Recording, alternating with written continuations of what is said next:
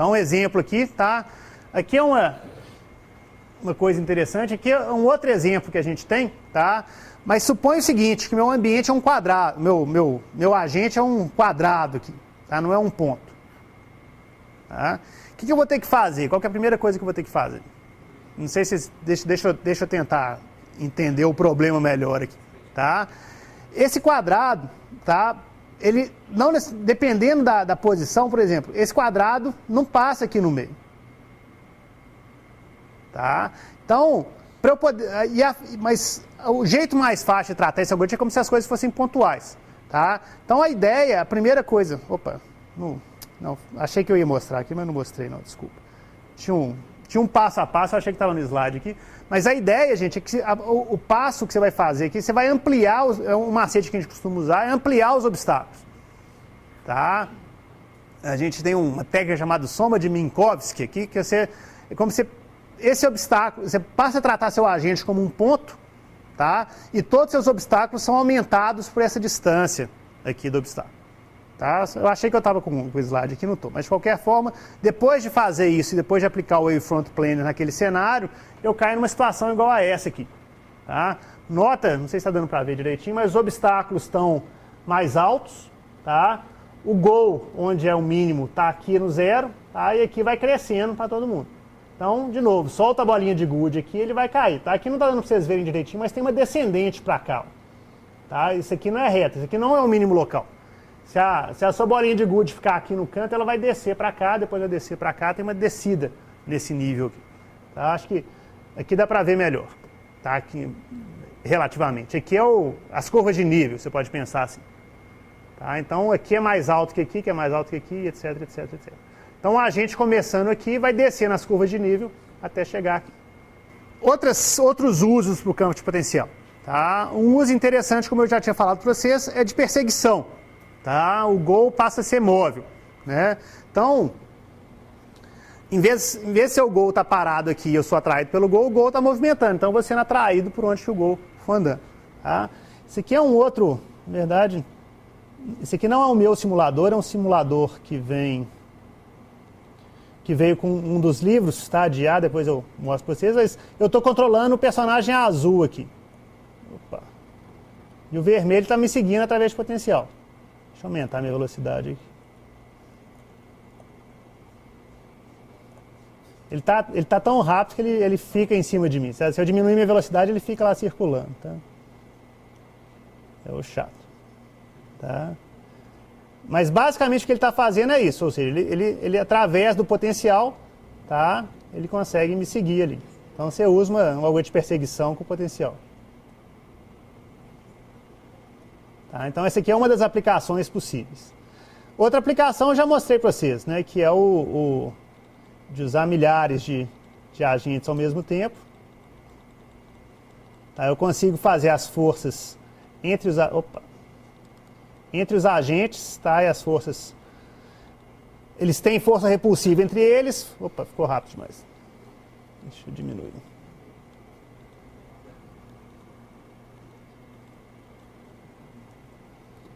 Eles têm força repulsiva entre eles, têm força atrativa para o goal e tem força repulsiva dos obstáculos. Tá? Aí eles vão fazendo coisas do tipo.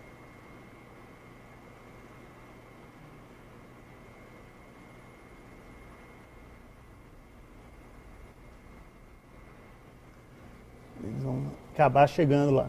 E como eu falei para vocês, está mudando as constantes aqui.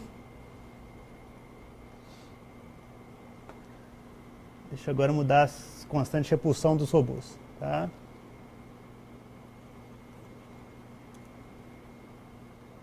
Então muda isso aqui, ó, eles vão se aproximar. Ou seja, diminuir a repulsão entre os robôs. Tá? Eles se juntam até, no caso eles até colidem. Tá? Se eu aumentar de novo,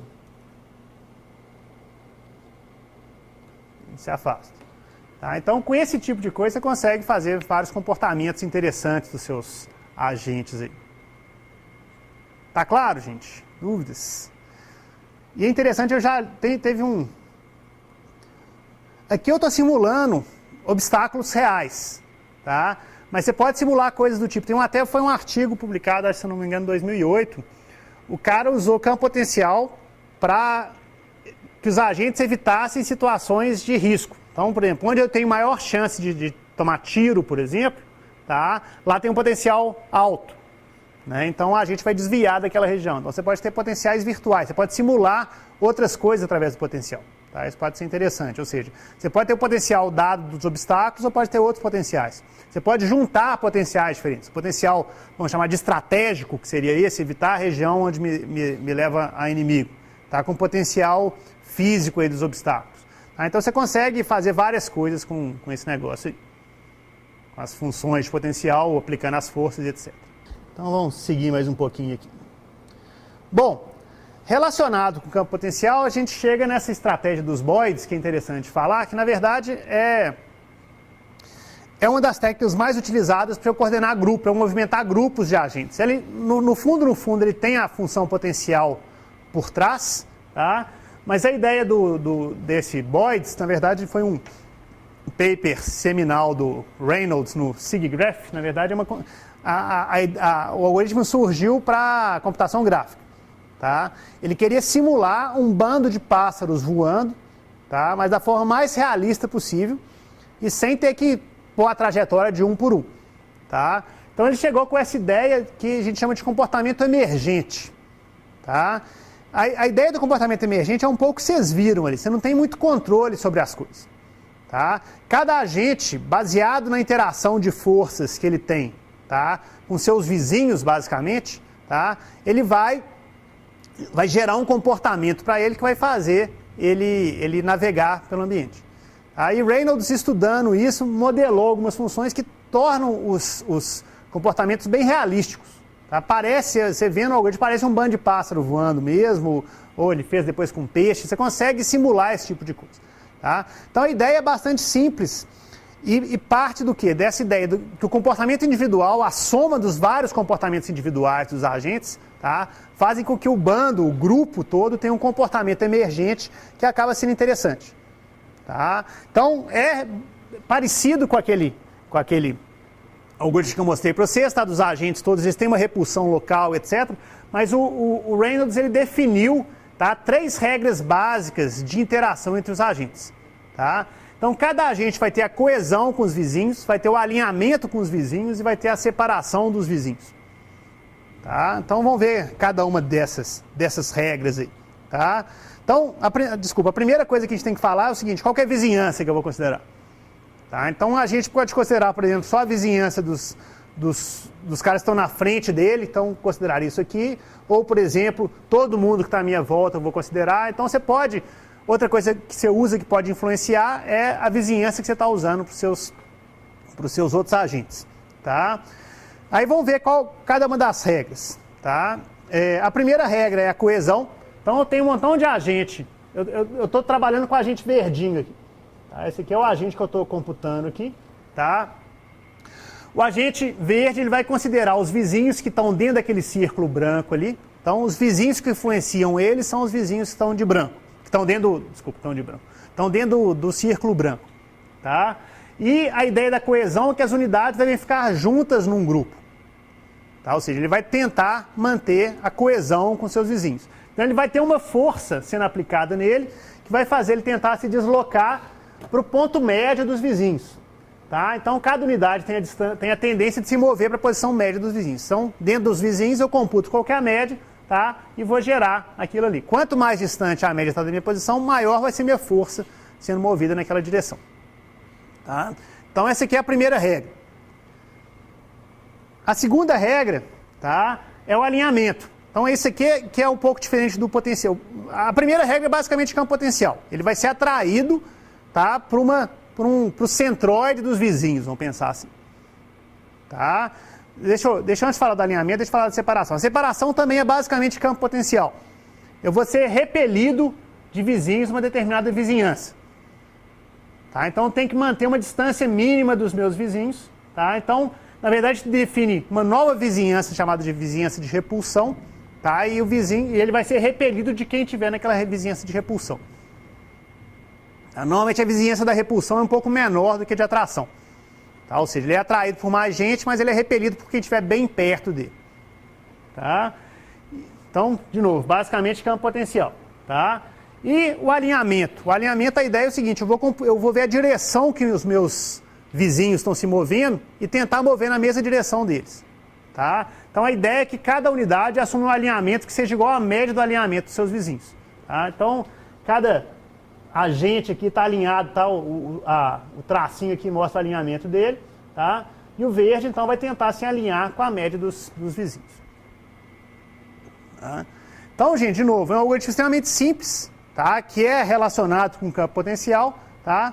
Mas permite que, você compondo essas várias regras, você vai ter uma força resultante que vai levar a um comportamento interessante. Ou seja, se todos os agentes envolvidos fizerem isso aí, tá? Você normaliza as forças bonitinho para nada exagerar e etc. Tá? E você consegue comportamentos interessantes com isso. Né? Então esse aqui é um exemplo.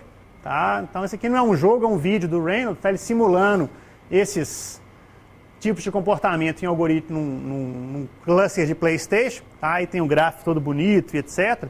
Tá? E você consegue os cardumes de peixe nadando sozinhos. Tá? Ele consegue colocar algumas coisas mais, ou seja, o cardume só anda junto com o seu próprio... Você tem espécies diferentes de peixe, você faz a espécie andar só com as espécies comuns. Tá? Então você pode ter uma força atrativa maior dos peixes que são da sua espécie e uma força repulsiva maior dos peixes que não são da sua espécie e coisas do tipo. Tá? Então você consegue fazer esse tipo de coisa. Aquele exemplo, um vídeo lá para trás que eu mostrei do estouro da boiada lá do Rei Leão, usa alguma técnica de Boyd também. Tá? Você tem jogos, tá, onde você tem movimento, grupos, né, jogos RTS, você tem grupos de agentes se movendo juntos, você usa algoritmos de Boyd, etc. Tá? Então você consegue, e ele está sendo bastante usado por causa disso. Tá? Quais são as vantagens? Ele é simples de fazer, ou seja, você tem um arcabouço de campo potencial funcionando, você tem um Boyd funcionando. Tá? É muito fácil você fazer esse tipo de coisa. Tá? É basicamente força em alinhamento. Tá? Segunda coisa, você não precisa de ficar pensando no comportamento complicado do grupo. Tá? O comportamento do grupo emerge. Né? Então você consegue uns cenários interessantes aqui. Tá? A desvantagem é que exatamente por ser emergente, você não tem um controle completo sobre isso aí, não. Tá? De repente os peixes podem começar a querer nadar para um lado e vão nadar. Tá? Acontecer alguma coisa e ele vai fazer. Tá? Você consegue pôr um pouquinho mais de ordem nisso, assim, tentando ter, além do comportamento, deixa eu voltar aqui, tá? Além dessas três regras, para alguma coisa de desvio de obstáculos, você pode incorporar nisso aí, ou seja, além de desviar deles mesmos, você tem um desvio de obstáculo, tá? Você pode ter uma coisa de você ir para um gol específico, então você ter, além de manter a trajetória, eles vão ter que chegar num determinado gol, como se fosse a atração do campo potencial, então a tendência deles vai ser navegar naquela direção. Tá? Então acaba que nos jogos RTS é muito por causa desse tipo. Você clica numa posição lá, sua tropa vai mover. Enquanto ela tem um objetivo, mas enquanto ela está movendo para lá, as interações entre os vários soldados, etc., a interação com os obstáculos, usa alguma coisa desse tipo aí. Isso aqui já é um trabalho que a gente fez aqui, tá? Na época eram 2 alunos, hoje os 2 já terminaram o mestrado, que aí foi usando a GPU, tá? Então rodar algoritmos com milhares, na verdade quase milhões de agentes, tá? Usando a GPU para fazer essas simulações. Tá? Então vai aparecer aí agora. Nesse nível vocês não conseguem ver os comportamentos, mas à medida que eles vão se juntando, tá? À medida que a gente afasta a câmera um pouquinho, tá? Já geram os comportamentos mais interessantes de grupo aí. Tá? Então pensa que um montão de morcego aí, né? O Batman Returns, alguma coisa assim, mas olha como é que já gera os comportamentos de inseto aí que você pensa. Tá? Claro, você mudando um pouquinho as constantes aí, tá? Já muda bastante esse comportamento. Tá? A ideia do artigo é exatamente você ter alguns algoritmos de visibilidade que ele considera só os agentes estão na frente. Eu considero que um agente enxerga o outro. Então, se eu tenho 2 vizinhos, um está na frente do outro, tá? Eu não vejo o agente que está depois e aquele agente não influencia. Tá? É exatamente um vídeo que mostra que usando com um ou com o outro não gera, pelo menos visualmente, não gera muita diferença. Tá?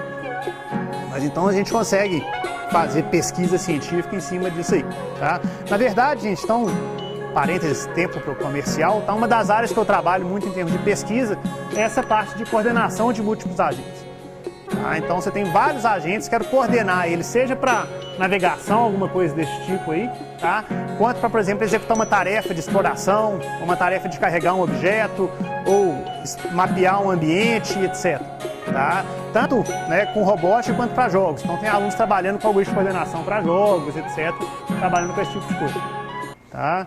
Então tem alguns outros exemplos aqui, aproveitando a hora do comercial de pesquisa. Esse aqui foi um outro trabalho, esse aqui ainda na época do meu pós-doutorado, que você quer ter um grupo de agentes aqui, tá? Aí aqui a função, esquece a função potencial aqui, tá? Que é mais complicadinho um pouquinho, mas eu consigo fazer os agentes formarem forma, assim, eu consigo gerar funções.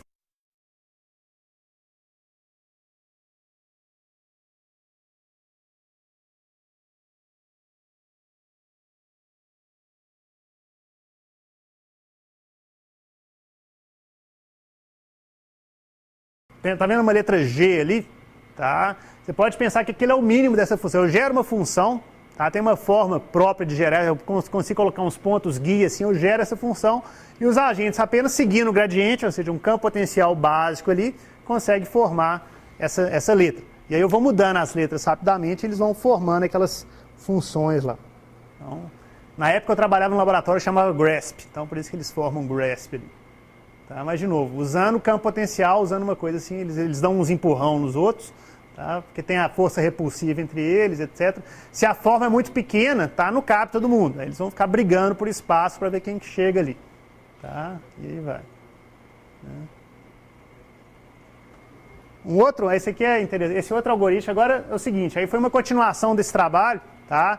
Agora suponha o seguinte, tem um mínimo local, tá? Tem um montão de agente querendo mover para essa região aqui, tá? Só que alguns vão ficar presos no mínimo local. Tá? Tem uma galera explorando e alguns ficam presos no mínimo local. A ideia é o seguinte, eu vou pegar alguns dos agentes que chegarem no final, tá? Eles vão refazer o caminho que eles fizeram para tentar ajudar quem ficou preso. Tem os algoritmos todos, tem uma marca de estado finito, depois eu vou falar disso para frente, aqueles ali estão todos presos, os amarelinhos. Agora esse azulzinho ali embaixo, tá? Ele vai, resgata, tá? Manda uma mensagem para a galera, fala, ó, por ali tem um caminho vazio, tá? Tem um caminho livre. Aí todo mundo vai e escapa por ali, tá? E fica um congestionamento danado. Foi outra coisa, depois a gente trabalhou, como é que eu lido com congestionamento de agentes. Tem um montão de agentes no mesmo lugar, tá? Como é que eu evito esse tipo de congestionamento, tá? Tem até um algoritmo, eu devia ter mostrado para vocês. Ele tem um algoritmo do coffee break, tá? Você estava ali, assim, todo mundo quer pegar o pão de queijo ao mesmo tempo. Tá? Como é que eu evito isso aí? Então é um dos trabalhos que a gente faz. Ou seja, tem um grupo de agentes querendo ir para uma mesma posição ao mesmo tempo. Tá? Aí tem uma certa educação que cada agente espera o outro, mas espera até um certo ponto, até ele ficar impaciente lá e pegar o pão de queijo. Tá? Então tem umas coisas desse tipo. Tá? Isso, na verdade, ele fez esse algoritmo no contexto da robótica, então esse mesmo algoritmo a gente implementou com robôs reais. Tá? Nessa época a gente ainda não tinha os robôs aqui, então isso aí é um experimentos que a gente fez lá nos Estados Unidos, tá? Então, esses 4 estão presos aqui, tá? E esse aqui vai lá, volta, chega para trás e vem. Tá? Ele vai, resgata, manda mensagem, a galera vai, escapa todo mundo. Tá? Ele vai até de onde ele veio e volta para trás. Tá? Tudo bem. Então, gente, isso aqui, de novo, pra vocês verem, isso aqui, ó, né, estamos trabalhando com jogos, né, estamos trabalhando com robótica, os mesmos algoritmos. Tá? Então, esse aqui podia ser um montão de agente num jogo RTS, tá? Da mesma forma a gente trabalha com robótica, os algoritmos são basicamente os mesmos.